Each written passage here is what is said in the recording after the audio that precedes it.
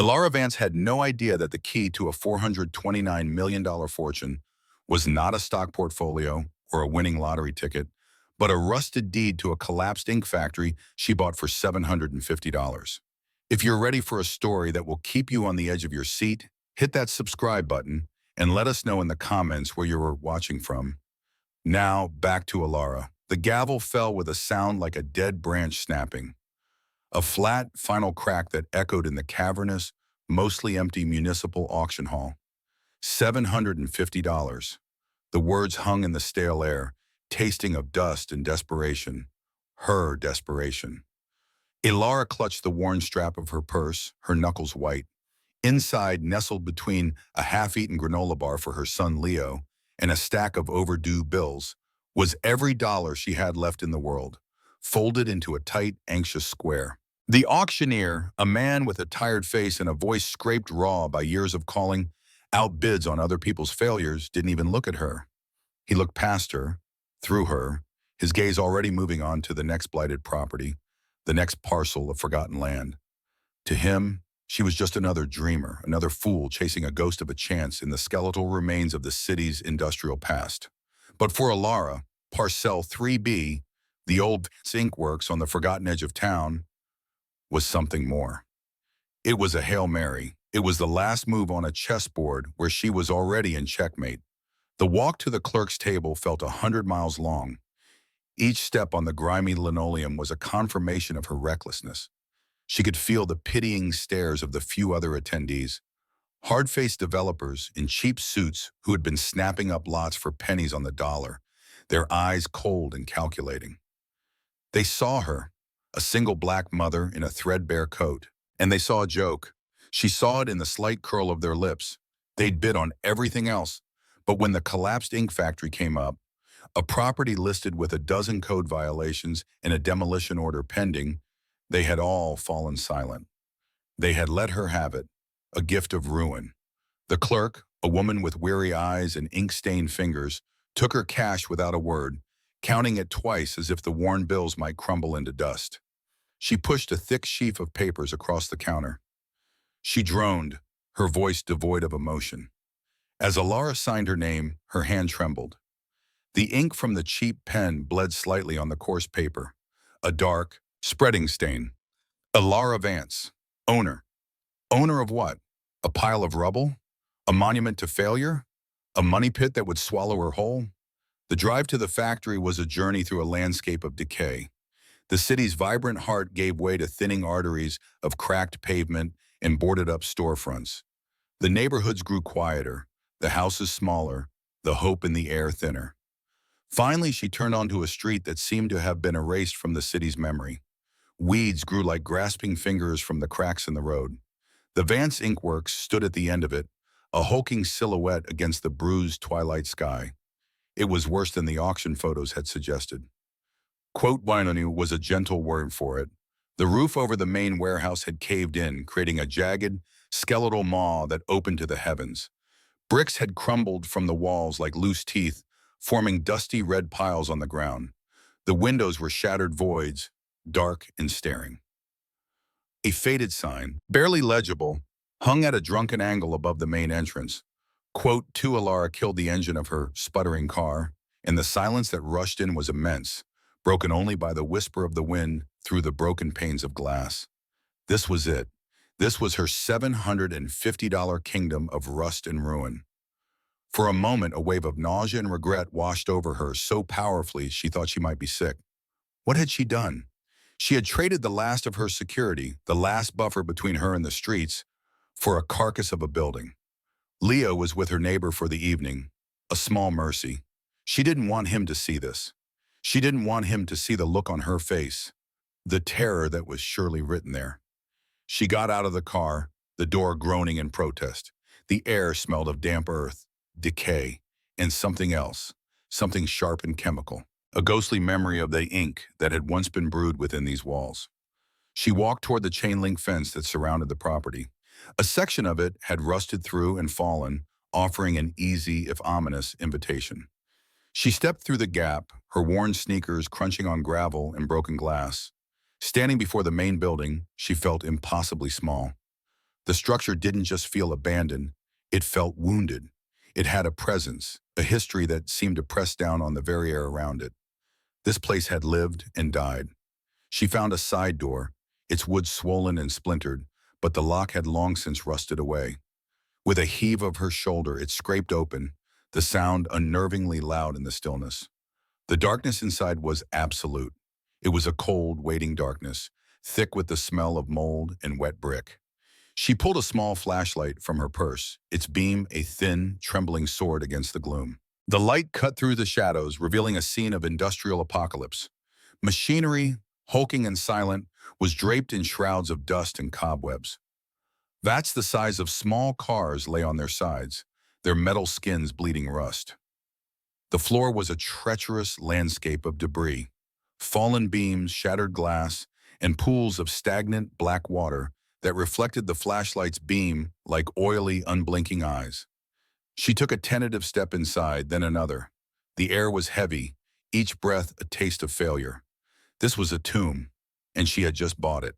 As she swept the light across the far wall, it caught something. Not a machine, not rubble, but a splash of color. Faded but still visible was a mural painted directly onto the brick. It depicted a hand, strong and elegant, holding a fountain pen. From the nib of the pen flowed a river of black ink, which transformed into a sprawling, intricate tree, its branches reaching for the ceiling, its roots digging deep into the foundation.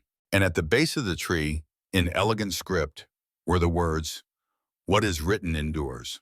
A shiver, cold and sharp, traced a path down her spine. It wasn't just fear anymore. It was something else, a flicker of awe, a sense of connection she couldn't explain. She had bought a ruin, yes, but as she stood there, alone in the crushing dark, surrounded by the wreckage of a forgotten dream, she felt the first faint whisper of a thought she couldn't yet articulate. That some things, even when they fall, leave behind more than just rubble. The following morning, Alara returned, this time with Leo. She had spent a sleepless night wrestling with the magnitude of her gamble, the cold knot of fear in her stomach tightening with every passing hour. But the dawn brought a fragile resolve. She owned this place. For better or worse, it was hers, and hiding from it wouldn't change that. Leo, 7 years old and fueled by an endless well of curiosity, saw not a ruin but an adventure. His eyes, wide and bright, took in the collapsed roof and shattered windows with an excitement that was both a comfort and a sharp pang to Alara's heart. "It's like a castle for giants, Mom," he breathed, his small hand gripping hers tightly.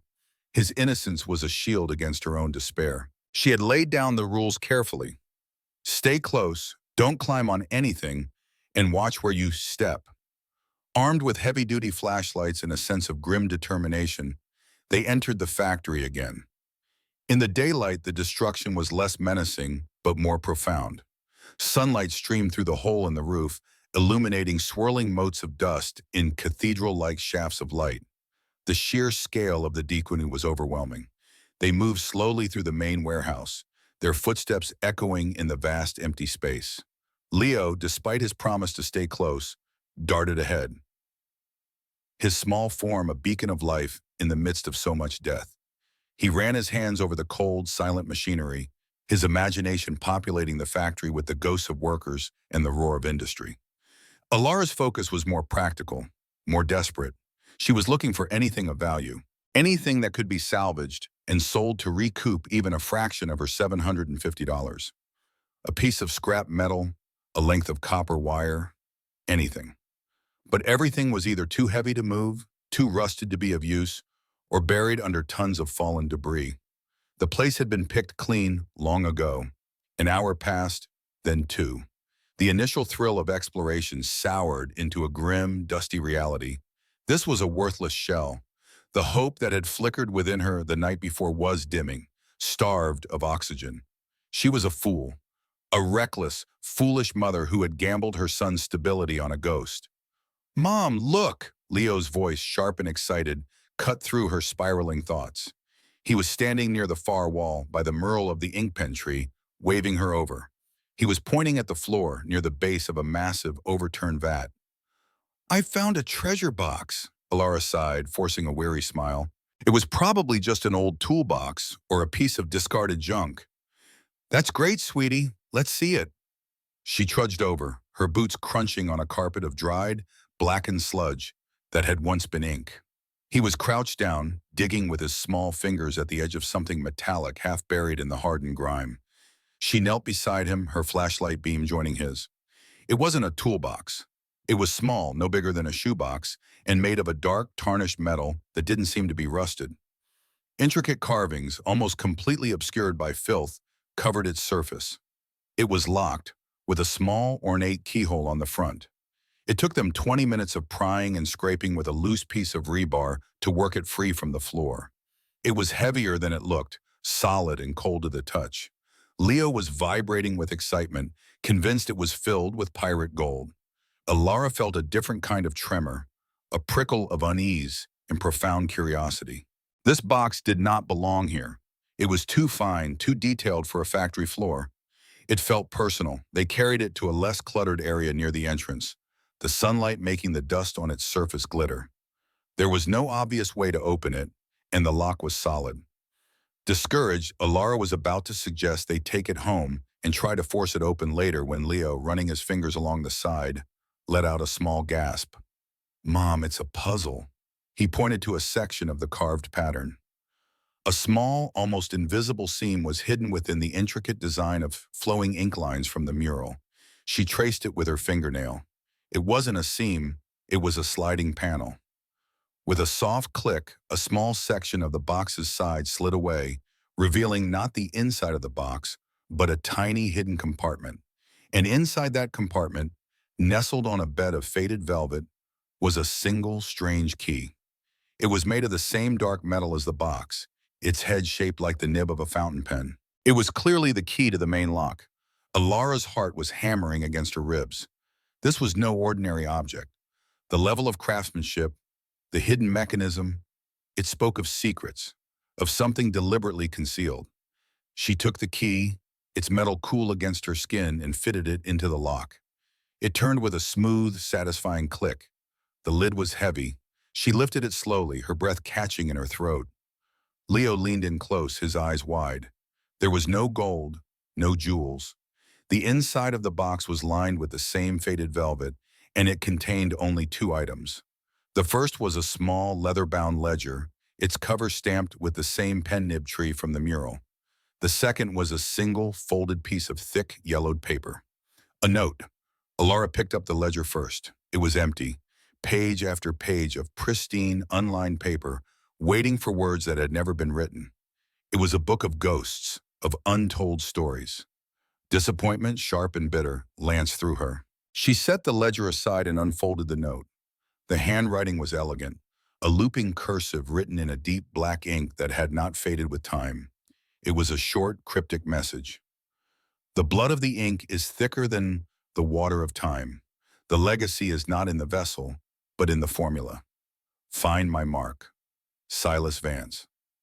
Alara read the words again, then a third time. A chill, unrelated to the cold of the factory, washed over her. Vance, the name from the sign outside. Silas Vance. She searched her memory, digging through the sparse branches of her family tree, the stories her grandmother had told her. Her father's side of the family had always been a mystery, a line that had ended abruptly with her grandfather, who never spoke of his own father. But the name Vance, it was her name, her maiden name. Before she had married and divorced, she was Alara Vance. Silas Vance. The name resonated deep within her, a half-forgotten chord of identity. This wasn't just a random building she had bought on a desperate whim. This place, this box, this name, they were connected to her. This collapsed factory, this symbol of her own failure, had belonged to her family. The realization struck her not with a sense of excitement, but with a profound and unsettling weight. The cryptic note, the empty ledger, the strange key, they were no longer just curious objects. They were a message, a puzzle left for her, and her alone. The factory was no longer a tomb, it was a crypt, and she had just been handed the key. The discovery of the box and the name, her name, shifted something fundamental within Alara. The oppressive weight of her impulsive purchase began to transform into the heavy mantle of a mystery. The factory was no longer just a financial burden. It was a question mark, a direct link to a past she never knew she had. She spent the next few days in a state of suspended animation, her mind constantly circling back to Silas Vance and his cryptic message. The world outside, the overdue bills, the threatening letters from her landlord, the constant grinding pressure of poverty, seemed to recede, becoming a muffled background hum to the louder, more urgent puzzle that now consumed her. But reality has a way of shouldering its way back in. 3 days after her discovery, an envelope arrived in the mail. It was thick, creamy, and expensive looking, a stark contrast to the usual collection of brown windowed bills. The return address read simply, Sterling and Croft, Attorneys at Law, with a prestigious downtown address. Her hands trembled slightly as she opened it. The letter inside was printed on heavy bond paper, the text crisp and formal. It was an offer. The law firm, on behalf of an anonymous client, was offering to purchase Parcel 3B, the property officially known as the Vance Ink Works, for the sum of $50,000. Alara read the number again, her eyes widening. $50,000. The amount was staggering, incomprehensible. It was more money than she had ever seen in her life. It was a lifeline. It was a way out. It was enough to pay off her debts, find a new apartment, set up a small college fund for Leo, and breathe. For the first time in years, she would be able to breathe. The relief was so sudden and overwhelming that her knees felt weak, and she had to sit down at her small, wobbly kitchen table. $50,000 for a pile of rubble she had paid $750 for. It was a miracle, a lottery win. Her gamble had paid off in a way she could never have imagined. She immediately reached for the phone, her fingers hovering over the number printed at the bottom of the letter. She would call them, accept the offer, and this nightmare would be over. But she hesitated. A small, persistent voice in the back of her mind whispered a warning. Why? Why would anyone pay $50,000 for a condemned building? The letter mentioned their client's interest in urban renewal and community redevelopment, but the language felt slick and impersonal. It was boilerplate, designed to soothe and reassure. But it didn't. It felt wrong.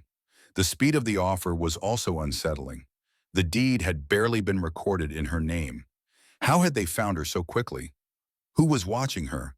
Who knew she had bought the factory? Her gaze fell on the metal box and the ledger, which now sat on her counter like sacred relics. The legacy is not in the vessel, but in the formula. Silas Vance's words echoed in her mind. The vessel? Was he talking about the factory itself? If the building was just a shell, then why was this anonymous client so desperate to buy it? They weren't offering $50,000 for a collapsed structure. They were offering it for the land it sat on. Or for something else. Something they knew about that she didn't. The number which had seemed like a miracle moments before now felt like an insult. A test. It was a generous offer only if the property was truly worthless. But what if it wasn't? What if its true value was something far greater? This offer wasn't a lifeline, it was bait. They were dangling a solution to all her immediate problems in front of her, hoping she would be too desperate to see the hook hidden inside. They were counting on her poverty. They were weaponizing her struggle against her. The thought sent a jolt of anger through her, hot and clarifying. For years, she had been pushed around by forces beyond her control, by landlords, by employers, by the relentless math of a life lived on the margins. She was tired of being powerless. She was tired of being desperate. This time, she had something they wanted. She didn't know what it was yet, but their eagerness to possess it was all the proof she needed of its value. She folded the letter and put it back in the envelope. She would not call them. Not yet. This small act of defiance, of choosing curiosity over immediate security, felt monumental. It was the first time she had ever held a playing card that wasn't a deuce. She didn't know the rules of the game she was in, but she knew with a certainty that settled deep in her bones that she wasn't going to fold. The decision solidified her resolve. She had to know more. She had to understand who Silas Vance was and what he had left behind. The letter from Sterling and Croft was not an ending, but a beginning. It was the first move from an unseen opponent, and it had just revealed the importance of the board. Her path was clear. She couldn't fight an enemy she didn't understand, and she couldn't protect a legacy she knew nothing about. She needed knowledge. She picked up the small, dark key from the box, its pen-nib shape feeling both alien and familiar in her palm. Her journey into the past had to start now. The factory held the secrets, and Silas Vance's cryptic note was the map. She had to go back, not just to look for scrap metal, but to search for the mark her ancestor had told her to find. The $50,000 offer had given her something more valuable than money. It had given her leverage, and more importantly, it had given her a purpose. Armed with her newfound resolve, Ilara knew her first step was to learn everything she could about Silas Vance. The internet had yielded almost nothing, a few passing mentions in old city business registries, but no articles, no photographs, no story. He was a ghost in the digital machine. If Silas had a story, it was written in paper and ink, stored in the quiet, dusty archives of the city itself. The next day, she took the bus to the central branch of the public library, a grand, aging building of stone and marble. With Leo in tow, clutching a stack of picture books, she made her way to the local history department in the basement. The air down there was different, thick with the scent of old paper, binding glue, and time. It was a sanctuary of memory, presided over by a man who looked as if he had sprouted from the shelves himself. Mr. Abernathy was a wisp of a man with a cloud of white hair, spectacles perched on the end of his nose, and a cardigan that had seen better decades. He was the city's retired head archivist, but he still volunteered 3 days a week, unable to sever his connection to the stories he guarded. When Ilara approached his desk and said the name Silas Vance, a flicker of recognition lit up his pale blue eyes. It was a look that sent a thrill of anticipation through her. "Vance," he murmured, his voice a dry rustle of turning pages. "Now that is a name I have not heard spoken aloud in a very long time. Vance Inkworks. Out by the old rail spur. A sad story, that one." He peered at her over his glasses. "What is your interest in Mr. Vance, if you don't mind my asking?" "He was my great-great-grandfather," Ilara said, the words feeling strange and momentous on her tongue. "Mr." Abernathy's eyebrows shot up. He studied her face, his gaze sharp and intelligent. "Is that so? Well, I'll be. A Vance has returned." He gestured for her to sit, his professional archivist's curiosity now fully engaged. For the next 2 hours, Mr. Abernathy became a storyteller, pulling dusty ledgers, forgotten newspapers on microfilm, and brittle city planning maps from the archives. He painted a picture of Silas Vance that was both inspiring and tragic. Silas, he explained, was a brilliant chemist and inventor, a black entrepreneur in the early 20th century, an era when the barriers to his success were nearly insurmountable. He wasn't just a businessman, Abernathy said, his voice filled with a quiet reverence. He was an artist, an idealist. He believed that a person's word, their signature, was sacred. He wanted to create an ink that was as permanent as a promise. He told her how Silas had poured his life into developing a unique carbon-based ink formula. It was rumored to be indelible, waterproof, and light-fast, an eternal ink that could not be erased or fade with time. He built his factory from the ground up, a beacon of black enterprise in a city that was, at best, indifferent and at worst, openly hostile. But he was ahead of his time, Abernathy continued, a note of sadness in his voice. The big ink manufacturers, the monopolies back east, they saw him as a threat.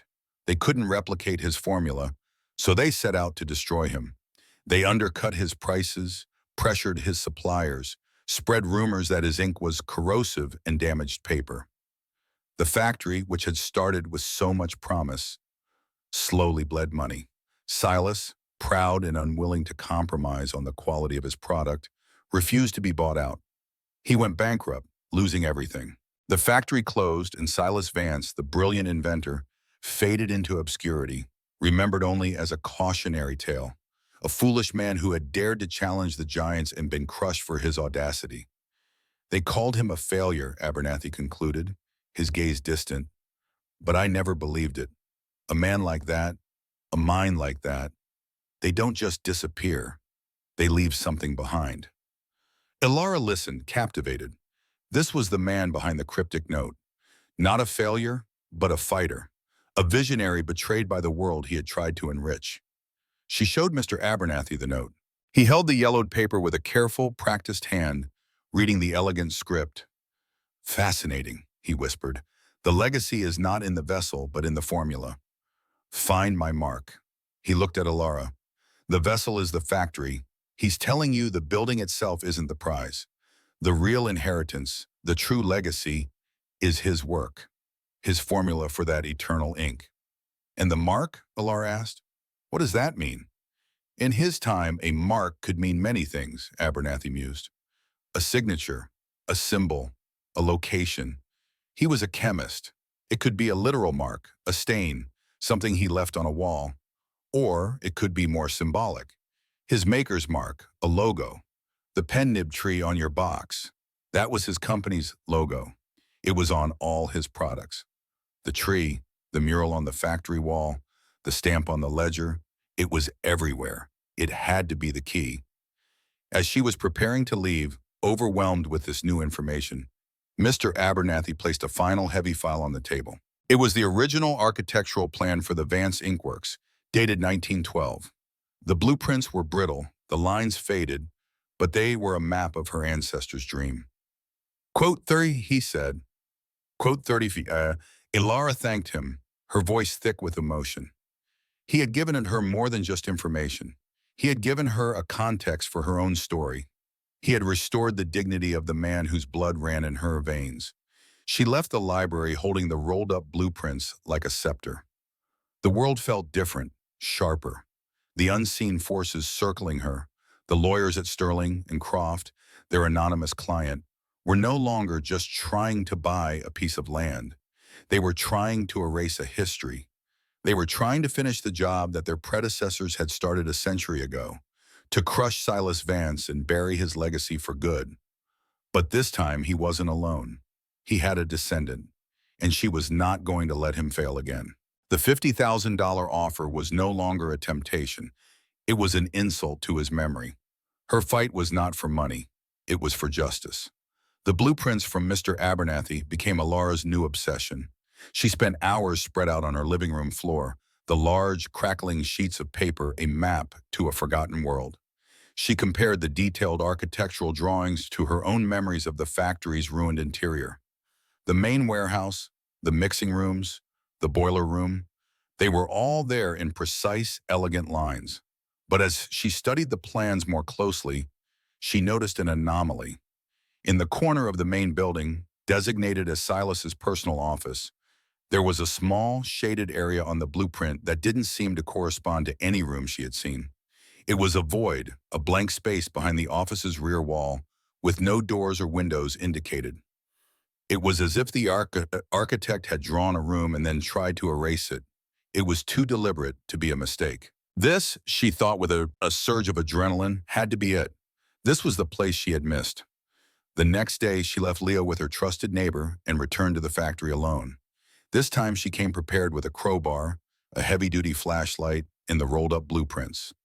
Stepping inside the silent, dusty building felt different now. It was no longer a place of failure, but a place of secrets. She was not a trespasser in a ruin. She was an heir returning to her inheritance. She made her way to the area that had once been Silas's office. It was in better condition than the rest of the factory, partially sheltered from the collapsed roof. A heavy oak desk lay on its side, and shelves of rotting books had spilled their contents across the floor. The air was thick with the smell of decaying paper. She located the rear wall from the blueprints. It was solid brick covered in the same grime and dust as everything else. There was no seam, no handle, no indication of a hidden door. It looked like every other wall in the factory. She began to tap along the surface with the crowbar, listening for any change in sound. Thud, thud, thud, the solid sound of brick and mortar. She moved methodically, her heart pounding with a mixture of hope and the fear of disappointment. Just as she was about to give up, convinced she had been wrong, the sound changed. Near the floor, tucked behind where the heavy desk would have stood, the thud became a hollow boom, a cavity. She knelt, her flashlight beam focused on the spot. Scraping away decades of filth, her fingers found it, a slight, almost imperceptible line in the mortar. It wasn't a door. It was a section of the wall itself designed to be removed. Using the crowbar, she wedged the tip into the faint line and heaved. For a moment, nothing happened. Then, with a deep groan of grinding brick, a section of the wall, about 3 feet square, pivoted inward, revealing a dark, tight space behind it. A wave of cool, undisturbed air washed over her, carrying a scent not of mold and decay, but of old leather, ink, and time itself. She shone her flashlight into the opening. It was a room, a small hidden chamber, no bigger than a closet, and it was perfectly preserved. A thick layer of dust covered everything like a funeral shroud, but beneath it, the space was untouched, a time capsule from the day Silas Vance had sealed it away. A small, sturdy desk stood against the far wall, a high-backed leather chair tucked neatly beneath it. On the desk sat a collection of glass beakers, a brass microscope, and several cork-stoppered bottles containing dried crystalline powders. And in the center of the desk, placed as if its owner had just set it down, was a large, leather-bound journal. Alara squeezed through the opening, her body trembling with a mixture of awe and trepidation. She was standing in her great-great-grandfather's secret heart, the place where he had protected his most precious work. She ran her hand over the back of the leather chair, half expecting to feel the lingering warmth of his presence. With a reverence that bordered on religious, she picked up the journal. The leather was supple beneath the dust. She opened it. The first page contained the same elegant, looping cursive from the note in the box. The ink was a deep, lustrous black, as if it had been written that very morning. This was his eternal ink. It had passed the test of time. The journal was not a personal diary, but a scientific logbook, a chronicle of his quest. It was filled with page after page of complex chemical formulas, notes on molecular bonding, and sketches of crystalline structures. It was the record of a brilliant mind at work. But woven between the scientific notations were his personal reflections, his philosophy. He wrote not just of creating a permanent ink, but of the meaning behind it. A man is the sum of his promises, one entry read, an agreement, a contract, a signature. These are the building blocks of a just society. If the words can fade, the promise can be broken. My work is not to create a product, but to forge a tool for truth. An ink that cannot be erased is a testament to a word that cannot be broken. As she turned the pages, she began to understand the full scope of his genius and the depth of his betrayal. He documented the pressure from his competitors, the sabotage of his supplies, the campaign of lies that had turned the public against him. But there was no bitterness in his words, only a profound sadness and a steadfast resolve. And then she found the final entries. In them, he laid out his plan. Realizing he was going to be ruined, he had taken the final steps to protect his true legacy. He had sold off his patents for his more conventional inks and invested the money, every last cent, into a blind trust, managed by a small, unshakable bank he knew he could rely on. The trust was set up with a series of complex, almost eccentric conditions. It was designed to grow over a century, accumulating value until it was a formidable fortune. But it could not be touched. It could only be unlocked by a direct descendant who proved themselves worthy. The conditions were a test of character, not of blood.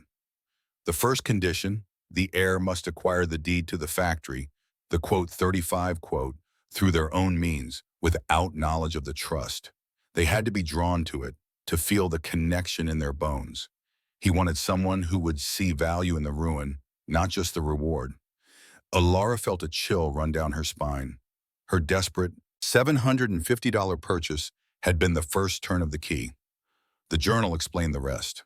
The box, the empty ledger, the cryptic note, they were all part of the trail he had left. The final condition was the most important. The heir would have to find his secret laboratory, decipher his final formula for the eternal ink, and then use it to sign a document, a quote 36 Boré, reaffirming the values he held dear. The money was not a prize to be won, it was a responsibility to be earned. As she read the final page, her eyes fell upon a number he had calculated, a projection of the trust's potential value after 100 years of compound interest. Allowing for market fluctuations and downturns, he had estimated a conservative final sum, $429 million. The journal slipped from her fingers, landing softly on the dusty desk. $429 million. The number was meaningless, astronomical. It didn't compute. She sank into the leather chair, her mind reeling. The letter from Sterling and Croft, their $50,000 offer, it was suddenly grotesquely laughable. They weren't just trying to buy a piece of land. They knew. They knew about the trust, and they were trying to steal a fortune. The revelation of the $429 million trust did not bring Alara a sense of euphoria. It brought terror. The number was an abstraction, a figure so vast it felt like a fiction, but the threat it represented was suddenly, crushingly real. The anonymous client represented by Sterling and Croft was no longer a simple real estate developer. They were hunters, and the scent of nearly $500 million was in the air. They were not going to be deterred by a polite refusal. Alara left the secret lab, carefully replacing the brick panel, trying to make it look as undisturbed as possible. She took Silas's journal with her, wrapping it carefully in her jacket. It was now the most important object in her life, the key to everything. As she drove home, every car that passed her on the quiet street seemed menacing. Every shadow seemed to hold a pair of watching eyes.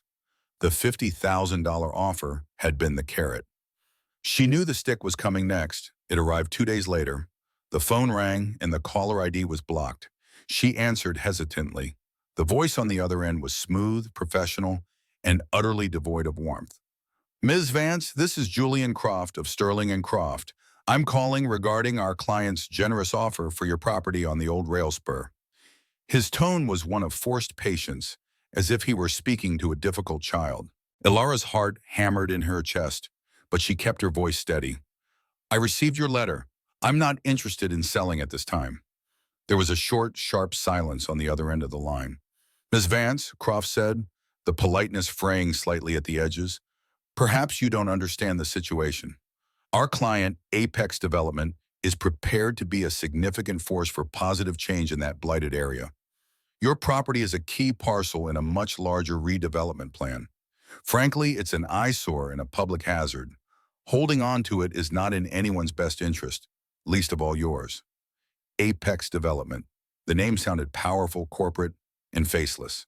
They were no longer anonymous. They were showing their teeth. "As I said," Alara repeated, her grip tightening on the phone, "I'm not selling." "I see." Croft's voice turned cold, the velvet glove slipping off the iron fist. "You should be aware, Ms. Vance, that the city has a vested interest in seeing this project move forward.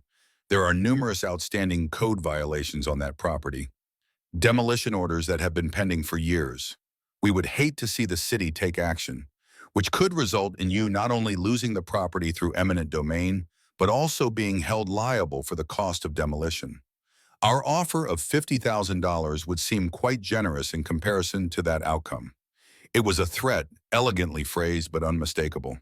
They were leveraging the power of the city against her. They would bury her in fines, in legal challenges, in a bureaucratic nightmare she could never hope to navigate, let alone afford. They would take the factory from her for nothing. The contrast between her life and theirs was a gaping chasm. She was worried about making rent next month. They spoke of moving the city itself like a piece on a game board. The sheer imbalance of power was dizzying. "I'll take my chances," Alara said, her voice barely a whisper, and hung up the phone before he could reply. Her hands were shaking. She felt small and exposed, a tiny boat caught in the wake of a massive, indifferent ship. They knew about the trust. She was certain of it now. Apex Development, Sterling and Croft. They weren't interested in urban renewal. They had somehow learned about Silas's century-old secret. Their plan was simple and brutal. Acquire the property, break the first condition of the will, and then use their army of lawyers to challenge the trust in court, arguing that with no legitimate heir, the dormant assets should be absorbed by their development corporation for the, quote, 46, quote. She was the only thing standing in their way.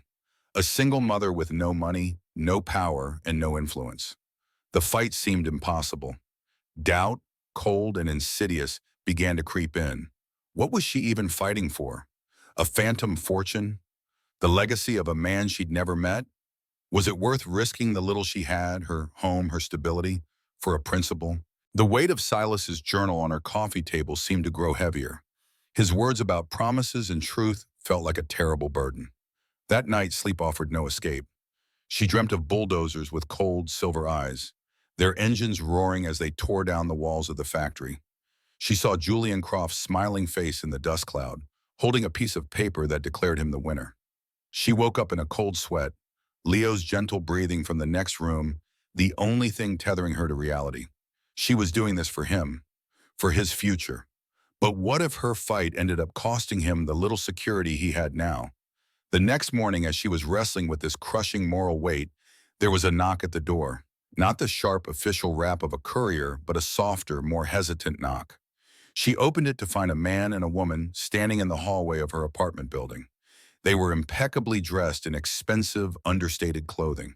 The man was older, and with silver hair and a patrician air of easy authority. The woman was younger, her expression sharp and appraising. They looked completely out of place in the shabby, poorly lit hallway. Quote 47, the man asked. His voice was smooth, cultured. Quote 48. The words hung in the air. Thorne, not Vance. He explained that his grandmother's maiden name was Vance. She was Silas Vance's niece, the daughter of his estranged brother, the one who had urged him to sell out to the monopolies, who had called him a fool for his idealism. They were the other Vances, the branch of the family that had chosen wealth over principle, the branch that had disowned Silas and his dream. They had been watching her too. They had their own lawyers, their own researchers. They knew about the trust, and now they had come to make their own offer. They were the second front in a war she didn't even know how to begin to fight. Marcus and Genevieve Thorne did not ask to come in. They entered as if by right, their presence instantly making Alara's small, tidy apartment feel cramped and impoverished. They moved with an unnerving, frictionless grace, their expensive shoes silent on the worn linoleum. They were not overtly hostile. In fact, their approach was one of condescending sympathy. They sat on her lumpy sofa, refusing her offer of water with a polite, dismissive wave of the hand. Alara, we can only imagine how overwhelming this must be for you, Marcus began, his voice a carefully modulated purr. To stumble into a situation of this magnitude, it's a great deal for anyone to handle. Genevieve, silent until now, leaned forward, her eyes sharp and missing nothing. What my father is saying is that you're in over your head. We've been aware of the potential of our shared ancestors' trust for some time. We have been preparing for this moment for years. You, on the other hand, bought a condemned building on a whim. The insult was delivered with the precision of a surgeon's scalpel. They painted a picture of Silas Vance that was a distorted reflection of the man Alara had discovered in the journals. To them, he was not a visionary, but an embarrassment. A reckless idealist who had squandered the family's name and opportunity on a foolish, sentimental dream of, quote, 52. Quote, they spoke of his brother, their ancestor, as the sensible one, the man who had understood the realities of business and had tried to save Silas from himself. Quote to 53. Marcus said with a sigh, as if explaining a complex problem to a simpleton. Quote 54. This was their pitch.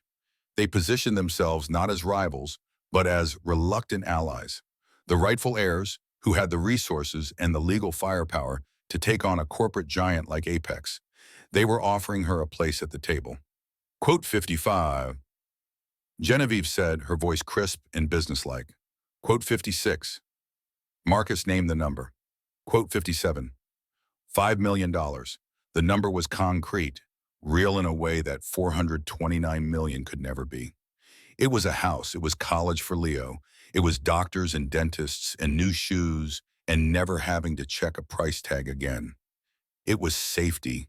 It was an end to the fear that lived as a constant, cold companion in her heart. The temptation was immense, a physical force that seemed to suck the air from the room. All her problems solved. All she had to do was sign a piece of paper. Give up. Walk away from a fight she was almost certainly going to lose anyway. It was the sensible choice, the practical choice, the choice any sane person in her position would make. She looked at their faces, so calm, so confident, so certain of their victory. And she saw in them the same cold, calculating spirit that Mr. Abernathy had described, the spirit that had crushed her great-great-grandfather. They didn't care about his legacy. They didn't care about his values of truth and permanence. They saw only the money. They were vultures, circling a prize they had done nothing to earn, waiting for her to fall. Silas's words from the journal echoed in her mind. A man is the sum of his promises, a testament to a word that cannot be broken. He had been betrayed by his own family once before, by men who valued profit over principle. These were their descendants, carrying the same poisoned bloodline of convenience and greed. If she took their offer, she would be committing the same betrayal. She would be spitting on his grave, selling his dream for her own security. And the money, as vast as it was, would be tainted. Every dollar would be a reminder of her weakness, of the moment she had chosen the easy path over the right one. This was the moral test Silas had written about. This was the true crucible. He had designed his will not just to find a descendant of his blood, but a descendant of his spirit. He was testing her. From across a century, his ghost was watching, waiting to see what choice she would make. Would she be a Vance in name only? Or would she be a Vance in character? The silence in the room stretched on. Marcus and Genevieve watched her, their polite smiles unwavering, confident they had her trapped. They saw her shabby apartment, her worn clothes, her tired eyes. They saw a woman who had every reason to say yes, but they didn't see the iron that was hardening in her soul. No, Alara said. The word was quiet, but it landed in the room with the force of a slammed door. The smiles on their faces flickered, then vanished. I beg your pardon, Marcus said, his voice losing its purr. My answer is no, Ilara repeated, her voice stronger now. She stood up, a small act of power forcing them to look up at her. The legacy isn't for sale, not for 50,000 and not for 5 million. You should leave. For the first time, she saw genuine emotion on their faces. Shock, followed by a flash of pure, unadulterated fury. Genevieve's eyes narrowed into slits. You are making a catastrophic mistake, she hissed.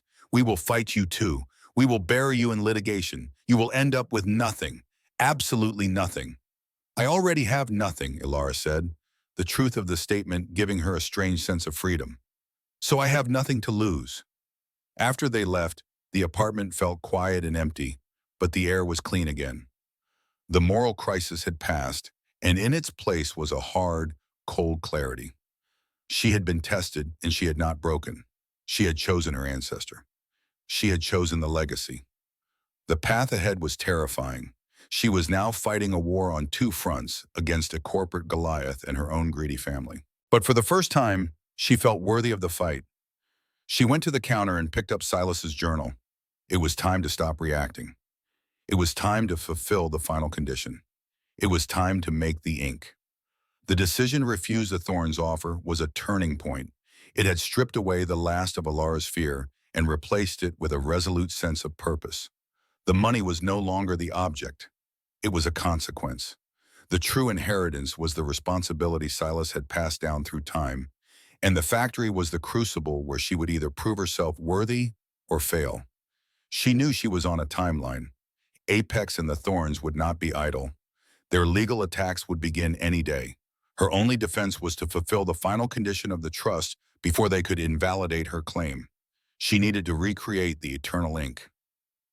With Mr. Abernathy's help, she began the daunting task of deciphering the final formula in Silas's journal. Mr. Abernathy, energized by the unfolding historical drama, became her devoted partner. They would meet in the quiet basement of the library, the journal open between them, a bridge across a century. The formula was more than a simple recipe. It was a work of art, a complex symphony of chemistry and natural philosophy. Silas had used common, readily available materials, but he had processed them in unique ways. His notes were a mix of precise scientific measurements and cryptic, almost alchemical instructions. The carbon must be harvested from a flame fed by oak that has witnessed 100 winters, one line read. Another said, the binding agent is not boiled, but persuaded by a slow, patient heat, like a secret whispered at dusk. Quote 62. Abernathy marveled, peering at the script through a magnifying glass. Quote 67 together. They broke it down. The core components were surprisingly simple. Soot, the carbon, water, and a binding agent derived from tree sap. But the genius was in the purification and combination. The journal specified that everything she needed could be found within the factory itself. It was a self-contained puzzle. The quote 68 was the massive fallen beams of the factory's collapsed roof. The persuaded by a slow, patient heat referred to the old boiler, which could be fired up to a low, steady temperature. The water had to be distilled rainwater collected from the pools on the factory floor. It was a scavenger hunt, a test of her resourcefulness and her ability to see potential in the wreckage. Over the next few days, the factory transformed from a place of secrets to a place of work. Ilara, with Leo helping by gathering small pieces of wood, began to assemble the components. She carefully chipped away splinters from the ancient oak beams, their wood dense and dark with age. She used old tin buckets to collect the stagnant rainwater. The most difficult part was the binding agent. The journal indicated it was derived from the sap of the tree from the mural, the Vance tree, which he had apparently planted somewhere on the property. After a long search, she found it. A gnarled, ancient tree, half hidden by weeds at the back of the property, its bark bearing the same swirling patterns as the ink in the mural. It was alive, a living testament to his legacy. She carefully tapped the tree, collecting a small amount of its thick, amber-colored sap. The final challenge was the laboratory equipment. Silas's hidden office contained the beakers and bottles she needed, but she also needed a heat source and a way to grind the carbon. She found a small cast-iron stove in what was once a break room and painstakingly cleaned it, getting it to work with the oak chips. For the grinding, she used two smooth, heavy pieces of granite she found in the foundation. It was a primitive, laborious process. As she worked, she felt a profound connection to her great-great-grandfather. She was walking in his footsteps, using her hands as he had, her mind focused on the same task that had once consumed him. The factory was no longer silent.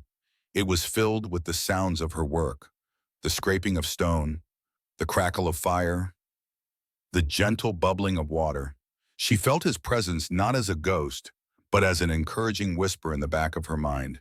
She was becoming a part of his story, and he a part of hers. The process took 3 days of constant, focused effort.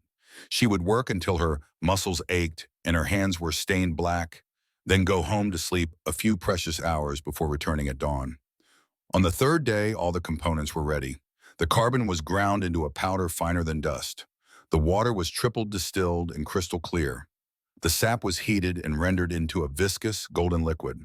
Following the final precise instructions in the journal, she began to combine them. She worked in Silas's hidden office using his own beakers. She mixed the carbon and the water first, stirring it with a glass rod until it was a uniform, dark suspension. Then, drop by drop, she added the binding agent. The moment the first drop of golden sap hit the black liquid, something magical happened. The mixture shimmered, and the color deepened into a black so profound it seemed to drink the light from the room. It was a blackness that felt alive, a void of pure color. She continued adding the sap, stirring slowly, patiently, feeling the consistency of the ink change. It became smooth, velvety, flowing from the glass rod in a perfect, unbroken stream. A faint, pleasant smell rose from the beaker, a scent of wood smoke, rain, and something else, something ancient and clean. When it was done, she held the beaker up to the light of her flashlight. The ink did not reflect the light. It absorbed it. It was perfect. She had done it. She had recreated the eternal ink. Exhausted but exhilarated, she knew there was one final step. The journal had said she needed to sign a declaration of purpose. She had searched the office for such a document, but had found nothing. Where was it? She sat down in Silas's dusty leather chair, her mind racing. He wouldn't have made it this difficult, only to hide the final piece of the puzzle. It had to be here, in plain sight. Her eyes scanned the desk, the beakers, the microscope, the bottles, and the other book, the empty ledger from the metal box, the book of untold stories. Of course, the legacy wasn't about repeating his words. It was about writing her own. The Declaration of Purpose wasn't a document he had written for her to sign. It was a blank page he had left for her to fill. The responsibility wasn't just to uphold his values, but to define them for a new generation. The future of the Vance legacy was up to her. The realization that she had to write her own declaration was both liberating and terrifying. Silas had not left her a script to follow. He had given her a stage and a voice. The $429 million was not an endpoint. It was a resource, a tool whose purpose she now had to define. She sat at his desk for a long time, the beaker of perfect eternal ink beside her, the blank ledger open before her. What would she promise? What would be the guiding principles of the Vance legacy for the next 100 years? She thought about her own life, the constant struggle, the systemic barriers she had faced. She thought about Leo and the world she wanted him to inherit. She thought about Silas, a brilliant black man whose dreams were stolen by a system designed to see him fail. The answer when it came was simple and clear.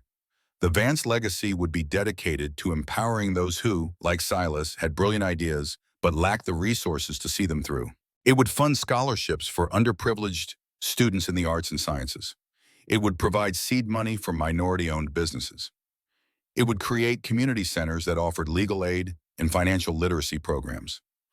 It would not be a charity that handed out fish, but an institution that provided fishing poles and the knowledge to use them. Her purpose was to build ladders for others, so they wouldn't have to face the same unclimbable walls that had blocked her and her great-great-grandfather. With a steady hand, she dipped an old fountain pen from Silas's desk into the ink. The nib drank the black liquid eagerly. She began to write. The words flowed out of her, simple, direct, and heartfelt. She didn't write in legalese. She wrote from the soul. She outlined her vision, her promise to use the resources of the trust not for personal enrichment, but for the enrichment of communities that had been forgotten and overlooked. She wrote that the Vance Ink Works would not be demolished, but restored. It would become the Foundation's headquarters, a symbol of rebirth and resilience, a place where new dreams could be forged from the ruins of the old. She filled a single page, then she signed her name at the bottom, Elara Vance. Her signature was dark, sharp, and permanent. As she lifted the pen from the page, a sudden violent noise shattered the silence of the factory. The roar of a diesel engine, followed by the sickening crunch of metal on brick. The floor beneath her vibrated.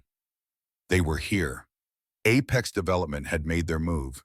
She ran from the hidden office into the main warehouse, just in time to see the steel claw of an excavator smash through one of the factory's main walls, sending a shower of bricks and dust into the air.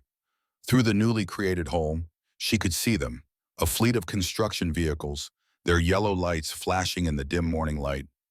A man in a hard hat and an expensive suit was directing them, shouting orders. It was a full-scale assault. They weren't waiting for the courts. They were using a falsified emergency demolition order to destroy the factory, to destroy the vessel, and nullify her claim before she could complete it. At the same moment, two sleek black cars pulled up to the front gate. The Thorns got out, flanked by a team of lawyers clutching briefcases. They were here to witness her defeat, to pick through the rubble for their share of the prize. It was a siege, a coordinated attack from both fronts. Panic, cold and absolute, seized her. She was trapped.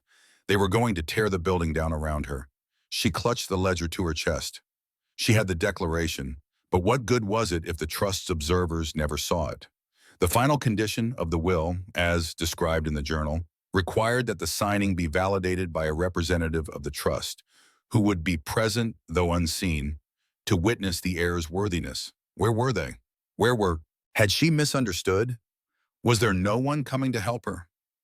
The excavator roared again, its claw tearing another huge gash in the wall. The building groaned, and a fine dust rained down from the remaining rafters. Time was running out. She had to do something.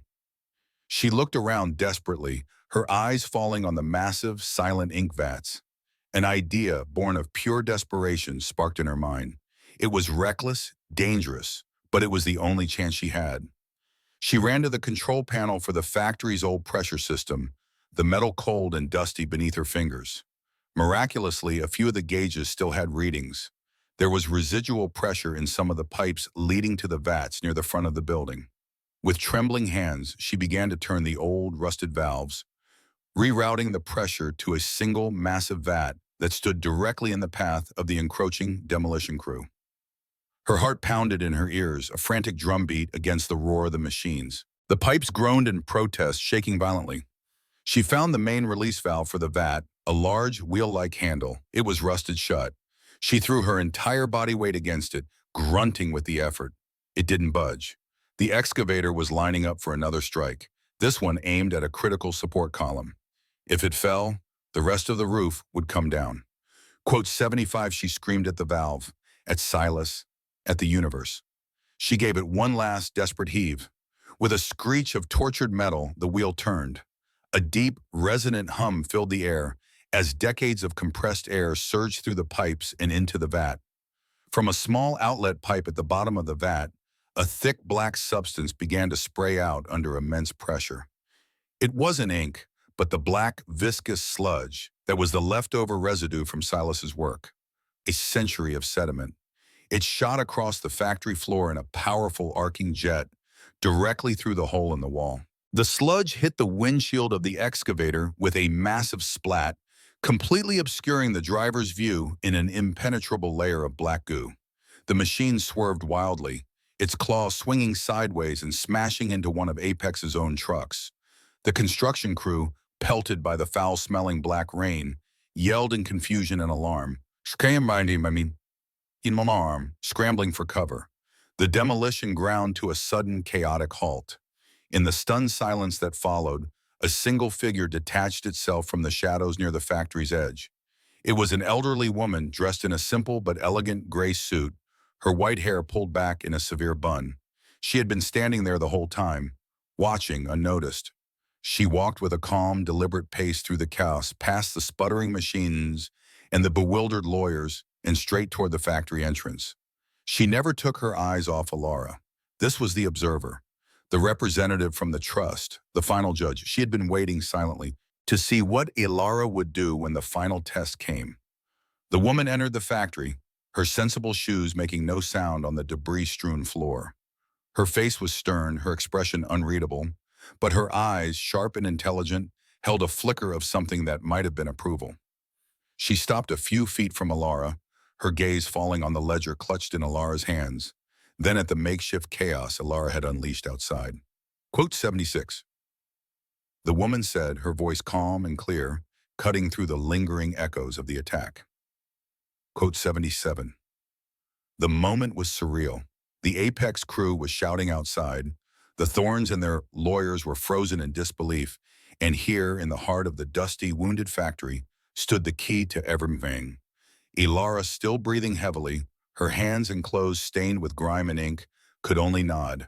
She felt as though she had run a marathon and was only now realizing she had crossed the finish line. Quote 78, Ms. Paris continued, her tone formal. Quote 79.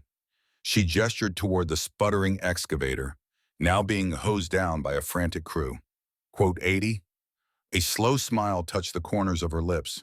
It transformed her face, softening the severe lines. Alara felt a wave of relief so profound it almost buckled her knees. She held out the ledger. Quote 82, she said, her voice hoarse. Quote 80. Ms. Paris took the ledger and opened it to the page with Alara's signature. She read the declaration of purpose carefully, her eyes moving over Alara's heartfelt, handwritten words. Her expression remained neutral, but Alara could see a deep, thoughtful concentration in her gaze. She was not just reading the words. She was weighing their sincerity, judging the soul behind them. After a long moment, she closed the ledger and looked directly at Alara. She said softly. Outside, the commotion was growing.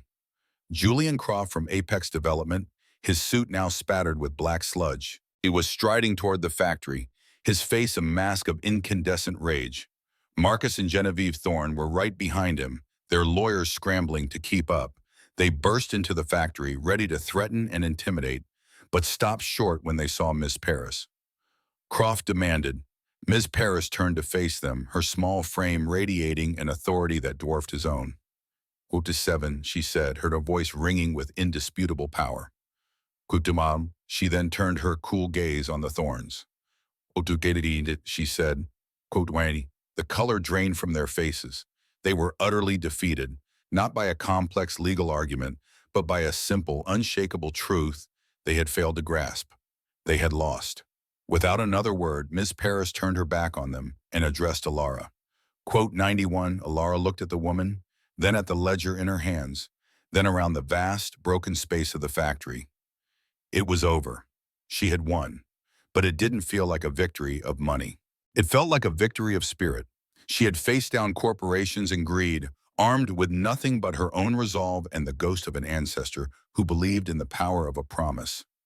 Later that evening, after the police had cleared the site and the last of her vanquished foes had retreated, Alara stood alone in the center of the silent factory. The sun was setting, casting long golden rays of light through the holes in the walls and the gaping wound in the roof. The light illuminated the swirling dust, making it look like golden glitter. She held the deed to the factory in her hand, the cheap paper she had acquired for $750. It felt heavier now, weighted with the history and the future it represented. Leo came and stood beside her, slipping his small hand into hers. He looked up at the mural of the ink pen tree, now bathed in the warm, dying light. "Are we going to fix it, Mom?" he asked, his voice soft in the quiet space. Alara looked down at her son and then back at the majestic, resilient image on the wall. She thought of Silas and his unbreakable ink and the legacy of truth he had fought so hard to protect. She was no longer just a single mom struggling to survive. She was a guardian, a builder, the heir to a dream. She squeezed Leo's hand, her heart full not with the thought of the millions of dollars, but with the profound, humbling weight of her newfound purpose. "Yes, sweetie," she said, her voice filled with a hope as permanent and as powerful as the ink that now ran in her veins. "We're going to fix it all."